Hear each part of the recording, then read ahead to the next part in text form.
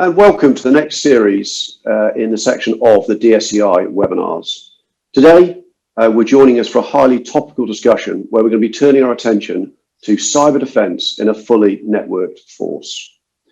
As well trailed now, the overarching theme for DSEI 21 is going to be the integrated response to future threats. And that follows on nicely from the UK defence theme of multi-domain integration, much more of which we'll be hearing when we get the publication of the integrated review. Now, MDI, multi-domain integration, within the cyberspace brings with it a host of factors that require consideration, including network capability, resiliency, and secure by design principles.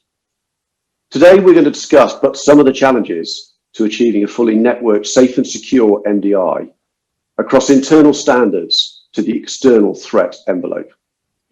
I would also offer before we start that this is going to require greater collaboration between the civil and the military sectors to overcome this. And this simply just isn't easy. And I think what is sure is that we're already in the middle of a cyber threat landscape. It's not tomorrow's problem. It's amongst us in our daily lives, and it's here to stay. Now, to help me today, we've got three experts in the field with a host of experience to offer. First, Christine Maxwell. Christine, welcome. Christine, she's a cybersecurity leader who has worked across multiple industries, including defence, oil and gas, banking and professional services. But currently, Christine is the Director of Cyber Defence and Risk in the MOD. And she's accountable for driving defensive cyber strategy, capability development, and defining policy and setting defence-wide cyber requirements.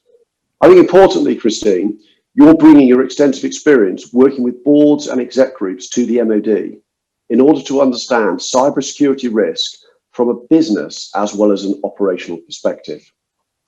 Next, we have Paddy McGuinness. Paddy is a senior advisor at the critical issues firm, the Brunswick Group, where he provides wise counsel on business resilience, crisis response, cyber and geopolitical risk. Previously, and to crown a long and distinguished career in the civil service, he was the Deputy National Security Advisor to two successive British Prime Ministers. Here, aside from many responsibilities, he was the Senior Responsible Officer for the United Kingdom's national cyber security programmes. And last, but of course no means least, Air Marshal retired Phil Osborn. Over 3 decades in RAF service before retirement, Osby accrued extensive experience of leadership and command across aerospace power, intelligence and cyber, and force design and capability planning. I think his last 2 military appointments are of particular note. He led the £2.5 billion a year Joint Forces Command, now Strategic Command, capability portfolio, and his last appointment was the Chief of Defence Intelligence, responsible for the provision of strategic intelligence to defence and government, including the defence leadership of offensive and defensive cyber. Now, since leaving the service, Osby has become one of the founding directors of Universal Defence and Security Solutions, UDSS for short, a growing defence security consultancy focused on providing policy, strategy and operational solutions to governments and businesses across the globe. A warm welcome to you all, and perhaps I can ask each of you in turn just for some opening comments, and Christine, we'll start with you. Perfect. Thank you, Gary, and it's a pleasure to be here with DSEI today, albeit virtually this time, so I hope everyone's well. And maybe we'll get back to something a little more normal at some point soon. So in my role, absolutely focused on driving that cyber secure, fully networked force. And I liked what you said in your intro there, Gary, because I talk about it's going to be secure multi-domain integration is where we've got to go with this, because I think that is a key thing that you can be forgotten, because there's so much focus on offensive capability, more technology needed, that actually, so I actually hope I don't disappoint you with what I talk about today in terms of my thoughts, in terms of core defensive cyber as a priority and what's needed to identify, protect, detect, respond, recover. And because in my mind, that's what's really going to drive us to having that integrated response to those future threats that you were talking about, because we'll have that core base in place. And to achieve this, though, I absolutely recognise I can't do it on my own. I need the whole of the MOD and the wider defence industry. We need to work on this together. So I absolutely agree with what you say. And we need to aggressively target the cyber risk and be able to drive it down. I think that's really important. So, the forces are geographically deployed across the globe, and more reliance on digital networks, applications, data exploitation, all these things that I hear all the time. So that thirst for connectivity and improved decision making, absolutely core. And you now hear us talk about we need that modern, resilient and secure digital backbone that can ultimately be in place to drive us through. So that's a real priority. But then often we can be focused on technical protections, and I know certainly I get bombarded by people telling me the latest bit of tech that's going to solve all my challenges. But there's some of the real basics about really understanding in that identify bit of the NIST framework, really knowing what our threats are, understand our risks, our key systems, our assets, so that we know what the right protections are that are in place, so that operational commanders ultimately know what risk they're taking and what protections they need. And I think that will start to give us that cohesive approach to secure MDI. And these new digital ways of working, they do bring new cyber threats along with them. But I think we're used to that now in the cyber world, that it's constantly evolving. And, just look at the recent supply chain attacks that we've seen. So, so weak links in the network force can and will be exploited, and under no illusion that defence systems will never be disrupted, because that's going to be impossible. So really cyber resilience is kind of my focus. And, in terms of, I've kind of said 4 things that are my kind of priorities in this space. So I do think we need some new approaches. The old walls and perimeter security that we've relied on for years isn't going to see us through in the future. We're going to need to think about zero trust and new architectures and all these new technologies that come along with Internet of Things and the likes. It is going to require new approaches. So no illusion there. But we can't forget to do the basics well. I do harp on about doing the basics well. Know your estate, do your patching, know where your privileged users are and manage them, do vulnerability management. All these things aren't special. They're not particularly exciting some of the time, but golly, they're important from a cyber defence point of view. You mentioned secure by design, which is my third point, which I just think is key, that we all as a community need to focus on, so that we build security in from the outset. I think we all know that building it in late causes delays, cost additions in there, and it's just not the right thing to do. Security is really important, and we need to be building it in. And then the 4th one I had was about that whole working together as a wider whole force in terms of the primes, managed service providers, wider supply chain, and getting better in that space, so that it's not seen as security by compliance checklists, that we need to get on top of that. So so senior levels of MOD definitely understand this. I think they've got a renewed focus on security and resilience, which is terrific.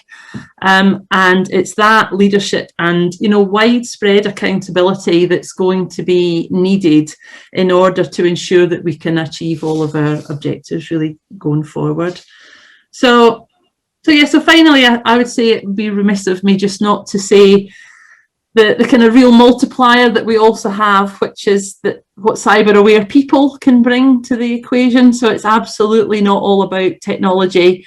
I think the need for well-trained and well-drilled cyber professionals is expected, but actually if we've just got the wide cyber whole force population really cyber aware and can really spot when things are not right, or they've got those right behaviours embedded, so that I think we've got the best chance going forward. So So just to conclude, Brilliant. my kind of pitch is our cyber aware workforce, which is defence and supply chain, I'm saying, with that good threat and risk understanding and with the right resilience protection measures, are going to mean that we're going to be ready for that modern conflict and going to get us to that secure MDI that we mentioned. So I'll pause there, Gary. Hopefully that was what you were expecting.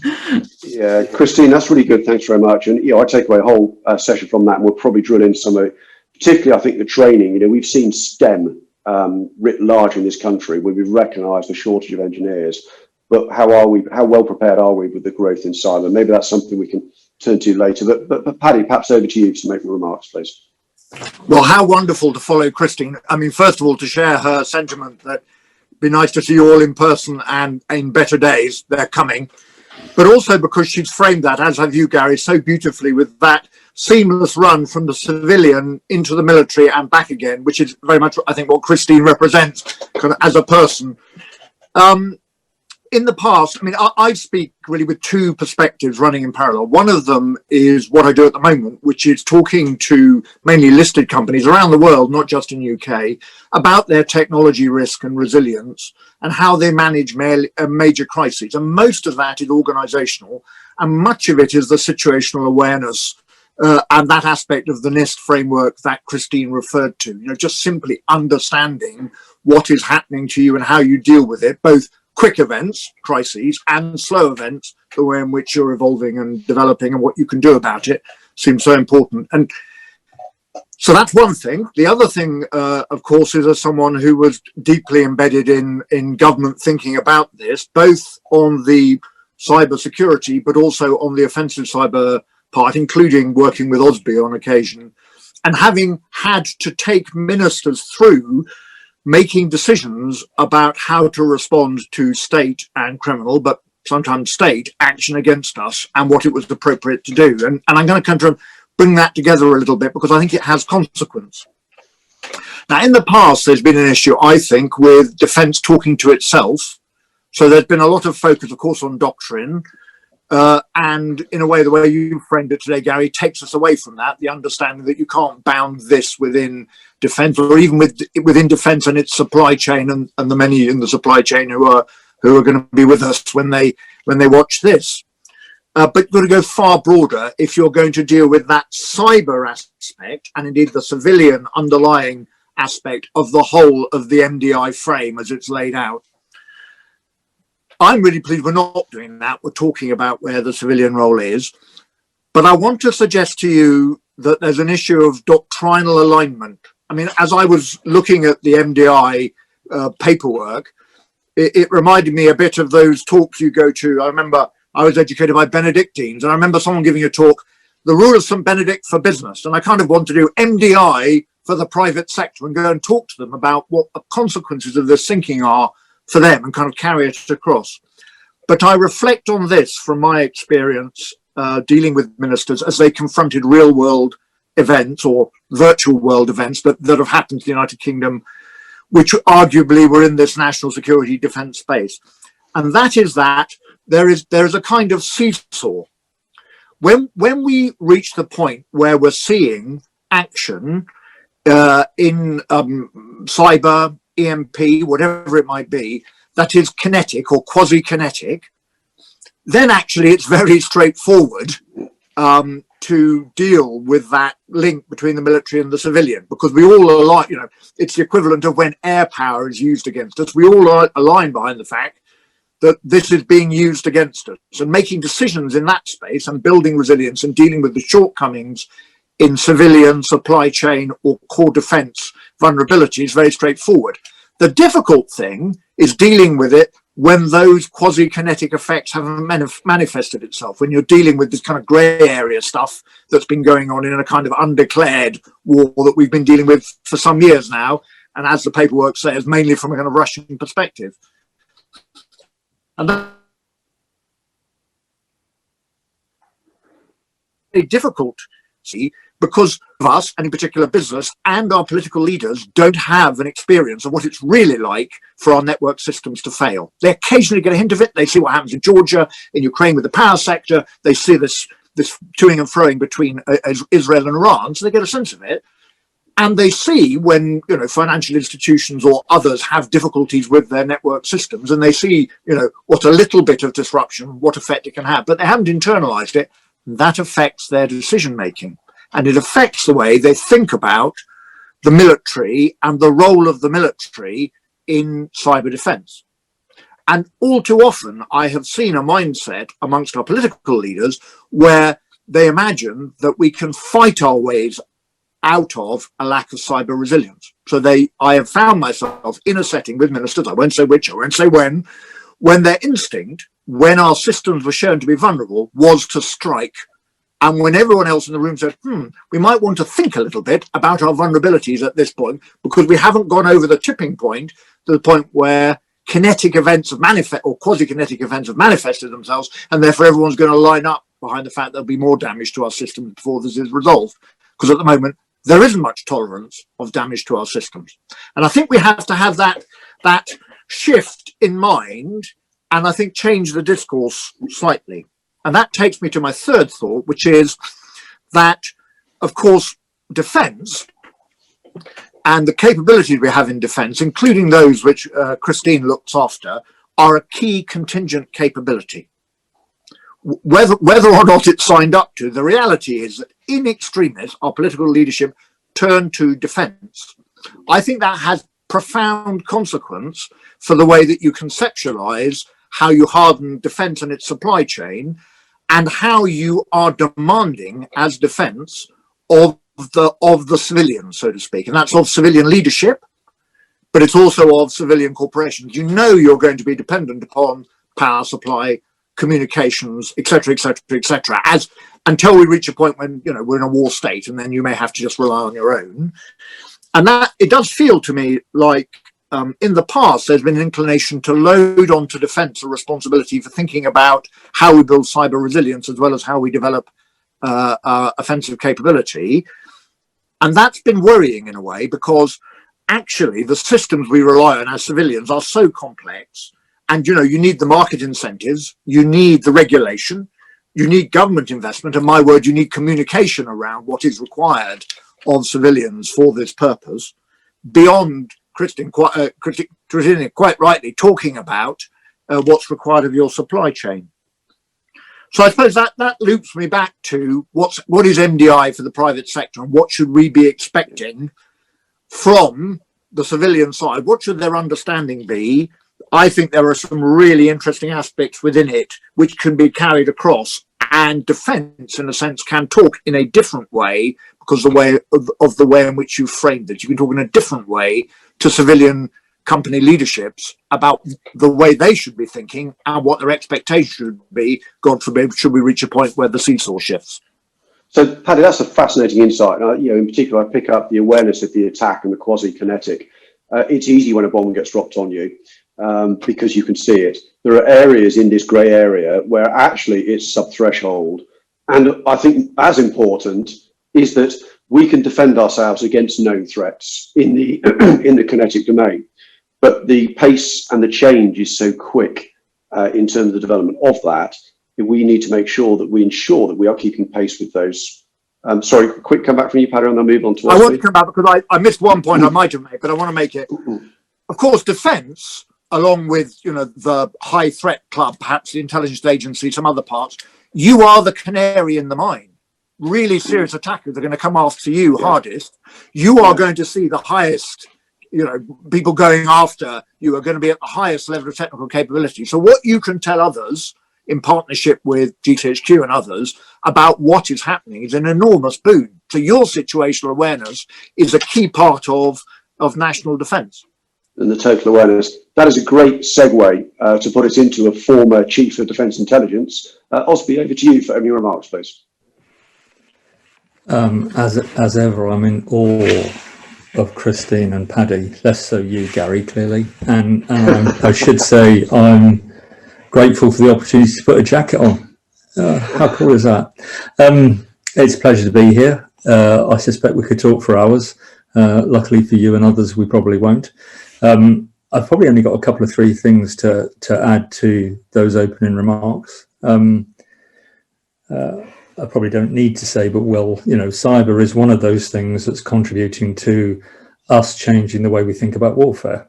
You know, we've tended to think in terms of thresholds. We still do. We tend to think in terms of military and civilian. We still do.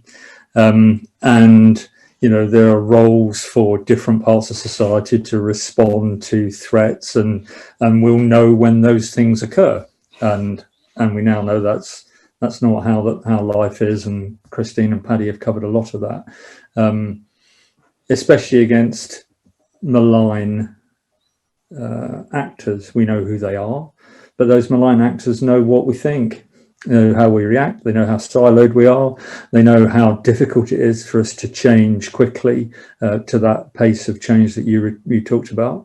So this isn't a force of nature. This is conflict today. All we're talking about, as we talked about today or tomorrow or next week, is the severity of that conflict. And we might come back to that in a bit. I think also building on Paddy and Christine's comments, we do have to think about what we're defending.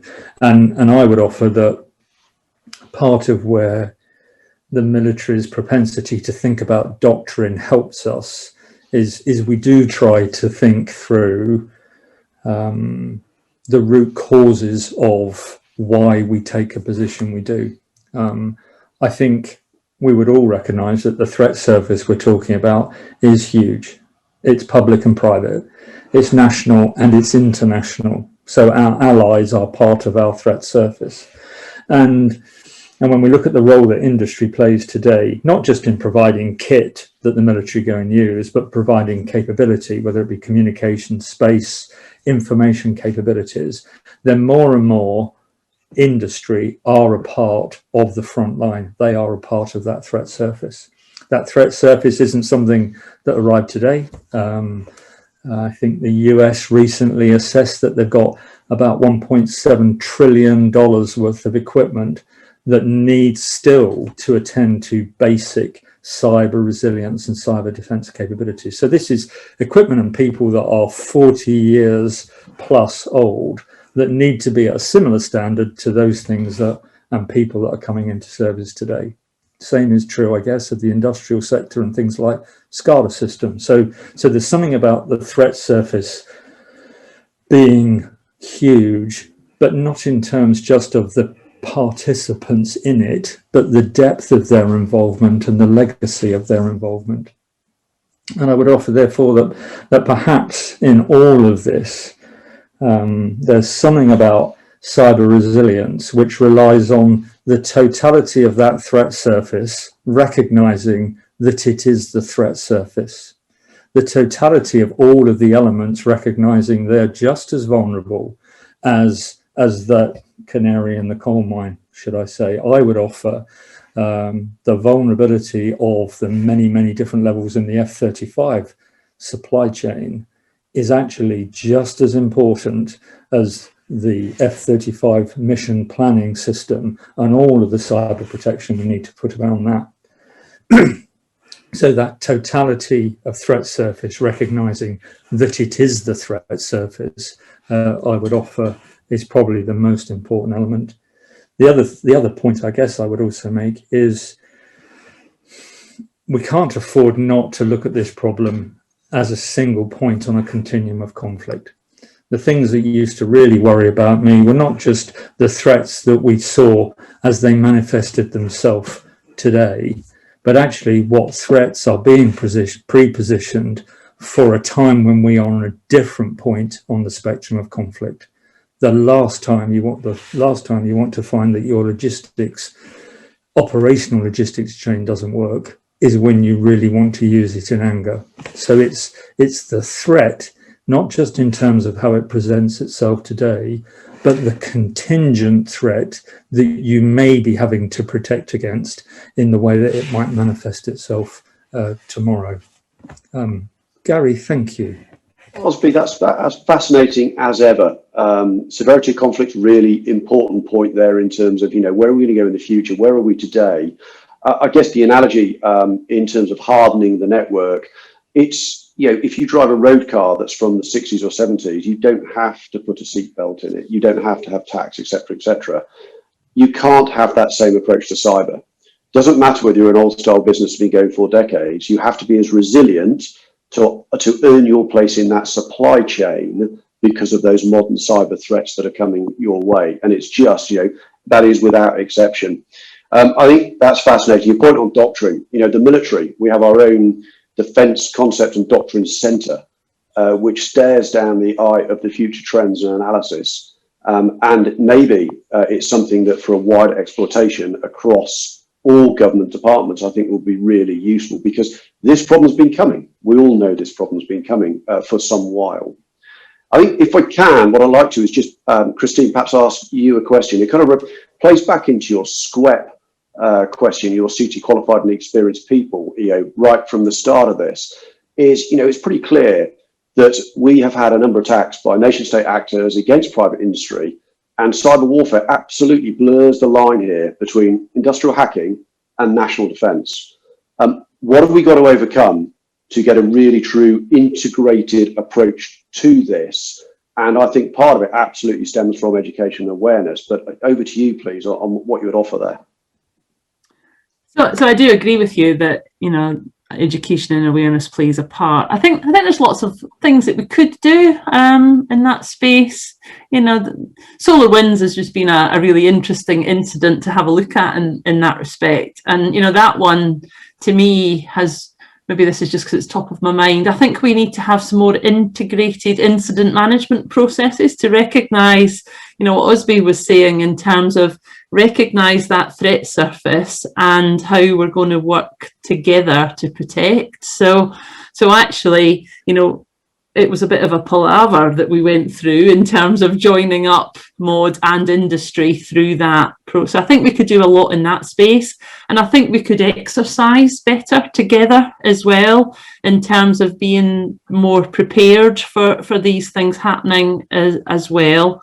And I think we need more understanding of what the environment and the systems look like and the connectivity between us. So again, Osby was talking about the F-35 and the complexity of that supply chain, and absolutely something could go out and the whole thing could go out as a result. So having that really good connections, so that I think there's a whole new way of working that we have to do with industry, and that we need to not get caught up on these horrible contracts that are sometimes in place, and so that we do security and not say, oh, I'm not doing security because the contract says I can't, because it has to not be the right answer. So I do think there's loads, but I'll let others comment rather than me rabbiting on. Paddy. Oh gosh, Christina said so much important there. I wanted just to pick up and relate to that, something that Osby said at the end of his introductory comments. So when you work on an offensive cyber program, you focus upon what will have military effect. So you focus upon often the systems which are not of current highest consumer value. So there's a really interesting aspect that I am finding in business I go out, and I'm sure Christina's experienced too, that if you're working with a finance house, one of the major banks, they've got the, if you like, cyber security capabilities of better than most European states, much better, frankly. And there's a great focus in the public discourse upon what I call the ephemeral internet, or the consumer internet. So Facebook, and does your WhatsApp work, and can I do my messaging, and can I post my pictures and that stuff. But when it fundamentally comes down to it, what makes the country work are SCADA systems and industrial internet of things, and that is what military adversaries target. And because we don't see the use of military grade cyber weapons, and because they tend to target SCADA systems, industrial control systems, Internet of Things that does industrial processes, delivers energy, enables transport or communication, we tend to focus the public discourse on what I call consumer or ephemeral internet. So that's about, can I access Amazon? Can I use WhatsApp? Can I communicate? Can I get money out of the wall? All of which matters, but not when you reach a near war state. So that there's a real disparity between the level of cybersecurity being delivered for finance and consumer and industry, because industry just isn't attacked as much in the same way. I totally agree, and of course they can blur between the two, which is unhelpful. I think, one of the points which Christine made, as I come to you, Osby, is the business of exercising. We need to exercise, we need to be prepared, and we shouldn't be looking in the rearview mirror, we should be looking ahead. I guess from your time, or both of our times in the military, very, very good at exercising within the military lane, but getting that spread across other government departments and wider into industry, sometimes it was difficult getting that traction. But over to you, Osby. So yes, I think you're right. I thought Christine's point about exercising together was a great one, and we all four of us would reflect on the difficulty you have getting the right people in the room in around a properly constituted problem to then think it through. I suppose in some ways it comes back to if the totality of the threat surface recognise that they are the threat surface, then that changes a whole bunch of behaviours.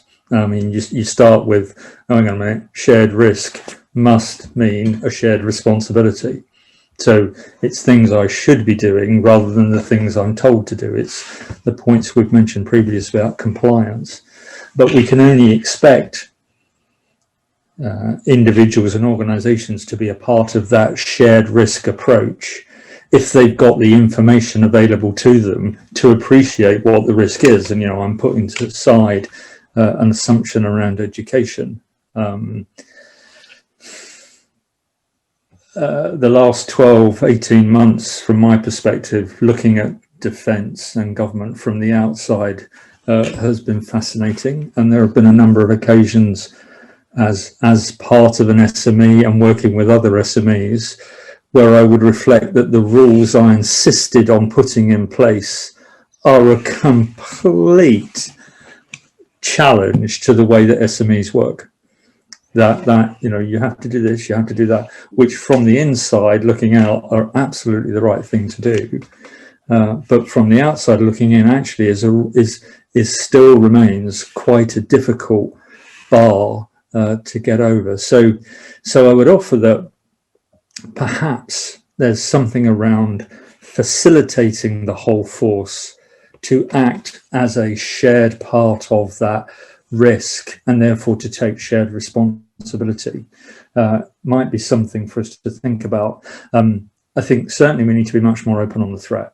I think the only way you can counter this dynamic threat environment, and I suppose I'm broadening here into a broader information space, is the people that have replaced Paddy and I and others have got to be even more forward leaning around sharing high-end threat assessments, and we know why we don't. We worry about source and all of that, but there's something about the reality of the world has got to be there before something bad happens. Solar winds is a great example. It will bring to the fore things that our communities have known for years but haven't been able to say anything about it. So something about routinely sharing high-end risk assessments, threat assessments. I think there's also something about vulnerability.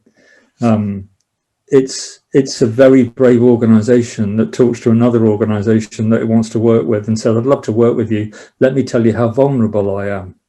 That's not the normal conversation. But of course, as soon as we start to join our systems up, I'm more worried about how vulnerable they are because I don't know how vulnerable they are. I know how vulnerable I am.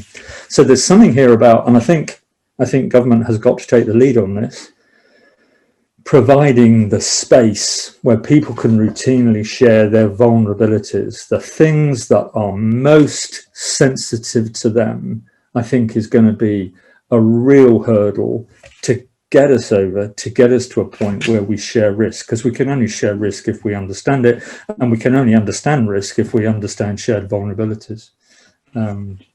So I think, Osby, that's great wise counsel. Couldn't agree more. I talked right at the start about having a safe and secure MDI. In order to do that, you've got to have a whole host of safe spaces where people can actually share. Your point on talking about the threat openly is always difficult because of some of the sources where that information has come from. And of course, all of this, and we need to maintain our agility, because that what is really makes us sort of battle-winning, war-winning industrial on the industrial landscape or on an offensive from the defence perspective. If we're so tied up in knots, busying ourselves being cyber secure that we can't move, we're going to fail to gain that sort of information advantage that we need to do. So I totally agree with all of your points. If we can perhaps move on just into the next thing for me, Paddy, and it's just no one can forget the great pandemic that is still upon us. How's that changed, do we think, the cyber threat landscape? And has the move into this virtual domain accelerated the thinking of the adversary, but also of the industrial landscape in knowing that they've got to be harder in their approach to business in this way? I hope I'm going to surprise you by talking about this in a slightly different way. So, and they kind of, I think there are 5 things that strike, 4 or 5 things that strike me. So the first one is we've learned through this pandemic that actually we've got greater resilience and agility than was expected. Yeah, you might have thought businesses all sending their staff home and our communications backbone as a nation having to carry that much more and different traffic. You might have thought that we'd fall over, and we didn't. So that's really interesting from a military perspective, isn't it? If you start having difficulties where, you know, you're having to flex and you're relying on the communications industry to deliver data and services in a different way, well, they seem to be able to do that. And that leads me in a way to my second point, which is one of the things I would want to take out of the pandemic is the importance of the backbone providers. Now, I need to be careful because some of the backbone providers are current clients of Brunswick Group where I work. So I'm not lobbying for them in particular, but I just want to make the point that we have tended in recent years to squeeze out the commercial space for the people who actually run hardware and software on it. So whether that's your BT or your Verizons or your Vodas, or, you know, I could go on through the list. I'm not excluding any. That's not a complete list.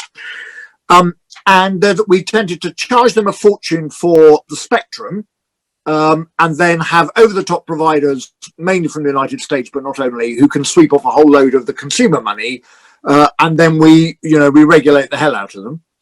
What we've learned is that they're the people who enabled us to get through this pandemic. So there's a really interesting question about where's the policy input into our thinking about our telecommunications backbone, which is about how do we build them resilient. I don't mean give them a free pass on the fact that my internet freezes occasionally. That's not what I mean. But I mean, just we've got to think about it differently. It's part of defence. Thirdly, it's been really interesting to see those enterprises, and I could name a few, who had made decisions to go for much larger aggregation of the software and hardware, but software services they receive, particularly from cloud providers. There's a great temptation for each of your either operational or security problems in the cyberspace to try and go for an optimal solution. And my word, doesn't defence know about that in its purchase of hardware in the past, where they want to get the perfect this, the perfect that, perfect the other, end up with something that didn't really work. Right? And frankly, that has what's happened to companies who hadn't made an integration choice. Integration of the wide varieties of tools and solutions that you've got now is actually a problem when your energy is required elsewhere. So those who'd already built, and sometimes they'd accepted less performance out of elements of their estate, but the overall estate performed better because it required far less human engagement. And quite a lot of businesses, all of their capacity is focused on the near. And then when something happens, they haven't got the energy or the people or the time anymore to do that. And when they lift their heads, the thing falls apart. So something really interesting about Chris. In fact, I'm just, as you'd expect, parroting Christine. She said at the beginning, there's some really simple stuff we've got to do here. Got to get it right. If we get that right, we'll be better off. But we've learned that. Fourthly, there's real febrility in the information space. Okay, I learnt this when dealing with the WannaCry attack at the head of the Cobra table, and we've learnt it during this. I'm afraid to say, though I love them, the BBC are not a public service broadcaster. Right? What we've learned is that the media space, the public information space, is full of things which cause people uncertainty, panic, difficulty. A really promising thing in the pandemic is that the majority of the population have ignored that and just cracked on. It reminds me of dear old Norman Schwarzkopf ordering everybody to switch off CNN when they were fighting whatever it was, Desert Storm, because he said, don't watch that rubbish, let's focus on the real information picture. We've learned that in the pandemic. If you are flipped this way or that way, day on day by the story, it does you no good. The overall population are pretty solid. So I think there's some really interesting things that have come out of the pandemic. What we have seen also, though, is the agility of our adversaries, yeah, and their preparedness to go over what matters to them. There's that great list of APTs. You know, there are numbers, we all talk about 28 and this and that and the other, you know, with APT 10, which I think we ascribe to China. Interesting to see Vietnam coming up on the outside as an actor attacking the World Health Organization or a Vietnamese group. You know what I mean? So that's the other thing the pandemic's brought out is what Osby's point about the scale of our attack surface when we're dealing with biohazard and a major event. And also, I think the ever-changing landscape, and you just hit up that with the pandemic, you know, what today's belligerent actor on the stage has actually, you know, had opportunity through the pandemic, and new actors have emerged through different streams, such as health. Just noting the time, we're not going to be able to go around the room fully just to kick that. What I would like to do, if I can, is just finish on your quick thoughts, and I'll come to you first if I can, Osby. Multi-domain integration, particularly when we look into the cyber. We've just spent the last 40 minutes unpacking just how vital it is and how important it is that we get this integrated. For my time in defence, I've seen joint action. I've read about the comprehensive approach. I've seen fusion doctrine in its formative steps. And through the military, we've moved from this joint era into this integrated era. So here we are now, multi-domain integration. Is it going to stick? And if it is going to stick, why is it going to stick this time, and how wide is it going to spread? Osby. You forgot network to enable capability as well. Of course. Yeah, there you go. But it's only you and I that are old enough to remember that. I think the difference today to previously is the threat to national security from nation states is evident. Now, you know me, I'm a happy bloke, but a deeply dark person about the future, so I am biased. But part of the challenge is, even in the recent past, is it would have been difficult to talk about the threat from Russia and from China in a way that goes across the spectrum of conflict as it relates to the UK. You could talk about it as it relates to other nations, but it would have been difficult to have that conversation as it relates to the UK. I think that threat is now sufficiently tangible. We are talking about, you know, superpower confrontation and competition again, that the need for change, the need for relevance, the need for a competitive posture is also evident. So why I'm more optimistic about the changes that multi-domain integration and the broader sharpening of our many-faceted approach to national security, I'm more confident that we'll do the things we need to do, because we've got to, because you can see an outcome if we don't that we'll lose. Whereas previously, network enabled capability, yada, yada, yada, yada, there would be enough there that said, oh, well, that's, you know, from a defence perspective, that's defence overriding it. So I think the imperative is much stronger. That doesn't mean it's easier. And therefore, I think there's a lot that needs to be done, and there's frankly a lot of pressure on people like Christine to enable that whole force, the totality of that threat surface, but also the totality of that offensive capability to really be brought to bear in the way that best suits the nation and its allies. So I think it's imperative which is the difference today than previously. Yeah, brilliant. Thanks, Osby. Christine, over to you, just for really sort of a minute or so on your views, please, and then I'll come to you, Paddy. Yeah, so no, I thought that was great. I've learned lots on this. It's great talking to Paddy and Osby. I've enjoyed myself. So, you know, I think the same. I think there's a real sense in MOD of the importance of MDI and really driving it through and all its different components. I do think, you know, from where I sit in MOD, the element of the digital side to it, I think, has also changed, and having the real focus on taking advantage of the right digital components and that digital backbone, I think, is also key. I think we've moved on and we're able to actually do that integration. So I think that's also builds on what Osby said. Brilliant. Thank you. Paddy, over to you. So I think I've already talked about defence as, if you like, the leading edge or the canary in the coal mine or whatever, you're going to get attacked first. I also think that it's defence as innovator because you've got reasons to innovate. So one of the, so really kind of three thoughts that come from that. One of the lessons of the pandemic is that we need to have person agnostic systems.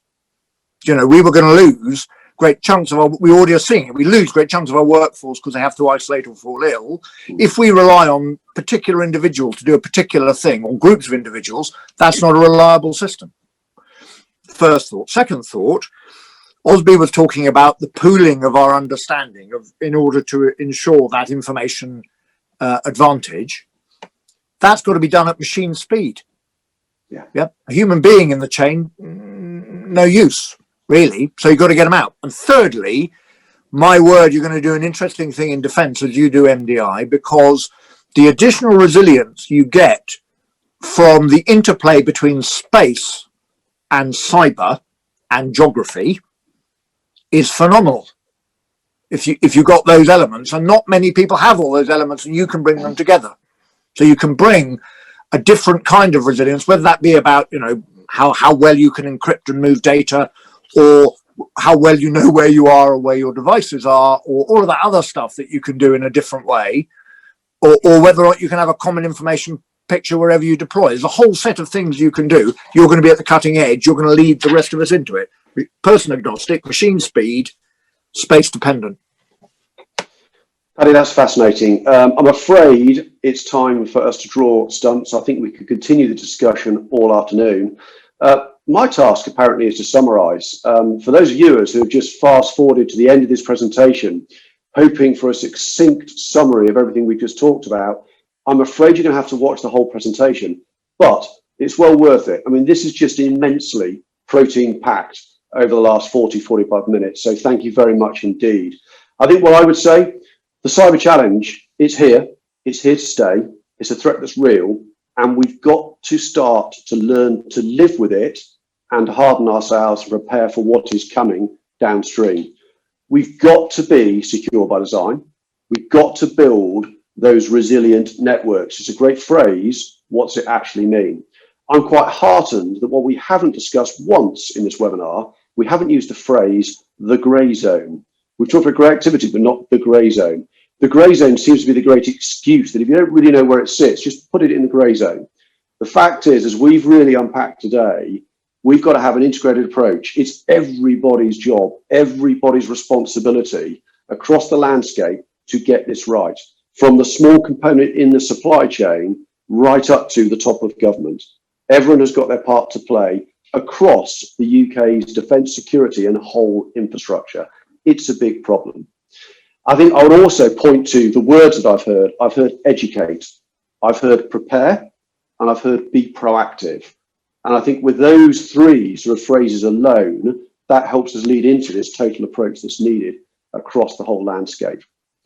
But I'm afraid that's it, and we can't stay and talk any longer, which I'd love to do. Thank you so much to Christine, to Paddy, and to Osby for giving up your time this afternoon and for giving us and imparting so much knowledge, both to me and also to those of you that are watching and listening sat at home. And thank you for your time and taking your time out of your day just to listen to this webinar on cyber. Please also take the time to visit the DSEI website to find out more about the upcoming webinars we're doing, but also the series of In Conversation With, where we chat to leaders across the defence and security landscape to get their insights as we near DSEI 21 in September. And thank you again, and goodbye.